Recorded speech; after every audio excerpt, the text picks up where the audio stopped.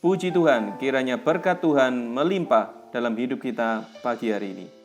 Pagi ini kita akan merenungkan firman dengan judul Buktikan Imanmu. Dalam hidup kita sebagai orang Kristen, kita perlu untuk membuktikan iman kita. Untuk melihat pertolongan dalam Tuhan yang nyata di dalam kehidupan kita. Mari kita lihat contoh dalam kisah Elia di Gunung Karmel.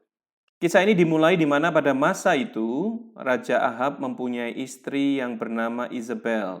Dan Isabel sebagai penyembah Baal, dia melenyapkan nabi-nabi Tuhan sehingga di negeri itu hanya tersisa Nabi Obadja yang takut akan Tuhan dan ada 100 orang nabi yang diselamatkannya. Dan disembunyikan dalam goa dalam kelompok 50-50 orang dan diberi makan minum oleh Obadja. Lalu datanglah firman Tuhan kepada Elia di dalam 1 Raja-Raja 18 ayat yang pertama, dan sesudah beberapa lama datanglah firman Tuhan kepada Elia dalam tahun yang ketiga. Pergilah, perlihatkanlah dirimu kepada Ahab, sebab aku hendak memberi hujan ke atas muka bumi. Sebenarnya Tuhan ingin mengakhiri masa kekeringan di Israel, tetapi dikarenakan ada peristiwa di mana nabi-nabi Tuhan dibunuh oleh Isabel, maka Elia ingin membuktikan kepada Raja Ahab bahwa selama ini Baal atau Tuhan yang disembah oleh Raja Ahab bukan Allah yang sebenarnya. Maka mintalah Elia supaya mereka dikumpulkan dan Elia akan membuktikan dengan imannya bahwa Tuhan yang dia sembah adalah Allah yang hidup. Di dalam 1 Raja-Raja 18 ayat 20 sampai 21 firman Tuhan dikatakan demikian.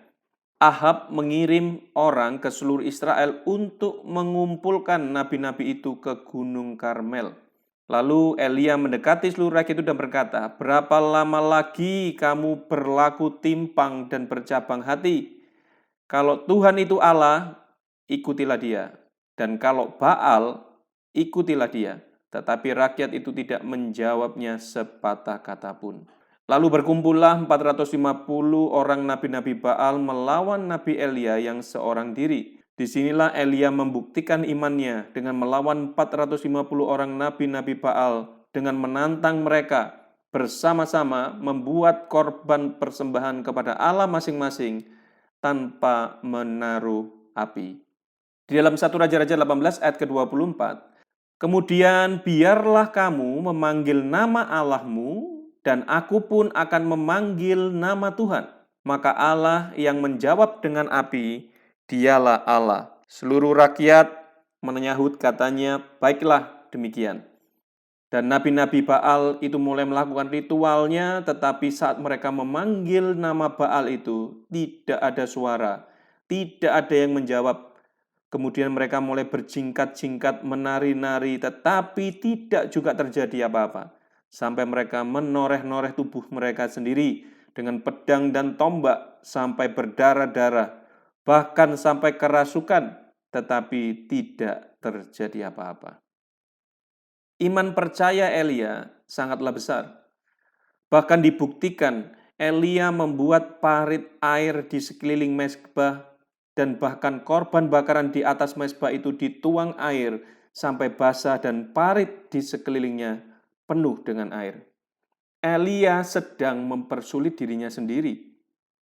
Tetapi Elia mempunyai iman percaya yang besar kepada Tuhan. Lalu dengan iman Elia berdoa kepada Tuhan.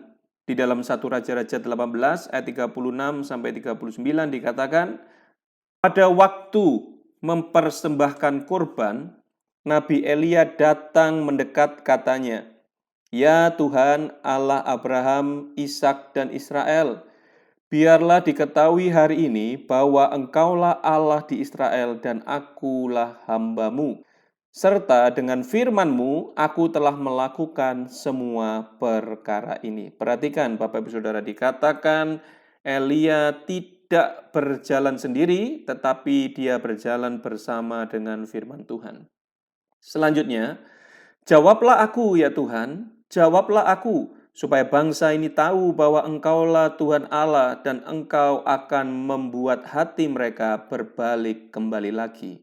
Lalu api Tuhan turun dan melahap kurban bakaran dan kayu-kayu bakar dan batu-batu dan tanah serta menjilat air yang ada di parit itu.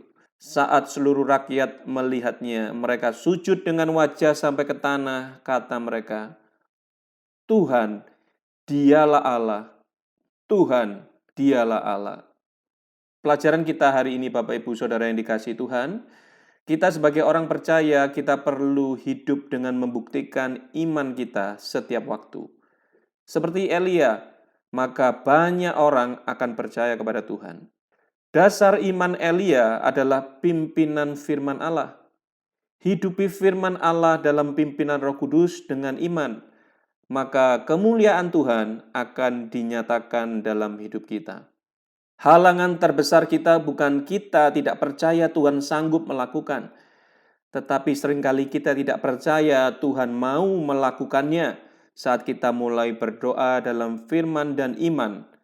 Oleh karena itu, kita perlu peran Roh Kudus untuk meneguhkan firman itu. Percayalah, Tuhan mau dan Tuhan itu mampu. Kiranya Tuhan Yesus memberkati Bapak Ibu Saudara apa yang menjadi pergumulan doa-doa yang dinaikkan kepada Tuhan. Pada pagi hari ini, Tuhan menyatakan, mengabulkan, sehingga Bapak Ibu Saudara bisa melihat bukti dari iman Bapak Ibu Saudara. Mari kita berdoa. Bapa kami yang ada di sorga, kami berdoa supaya setiap langkah-langkah sidang jemaat-Mu dimanapun mereka berada, para pendengar firman ini, boleh Tuhan di dalam hidupnya selalu membuktikan iman mereka, dan kami percaya saat iman mereka dibuktikan, maka mujizat terjadi, pemulihan terjadi, kuasa Tuhan dinyatakan nyata dalam hidup kami, kemuliaan Allah boleh ada dalam hidup kami. Terima kasih Tuhan Yesus, Engkau memberkati mereka semua dengan berkat yang khusus dan tidak terbatas. Dan apapun yang mereka sudah doakan, kami percaya Tuhan sudah mendengar, menjawab, bahkan mujizat Tuhan sudah menjadi bagian dalam kehidupan mereka semua. Di dalam nama Tuhan Yesus Kristus, kami sudah memberkati. Amin. Kasih-Mu terukir di lubuk hatiku, kasih-Mu terukir, kasih-Mu terukir di lubuk hatiku, kasih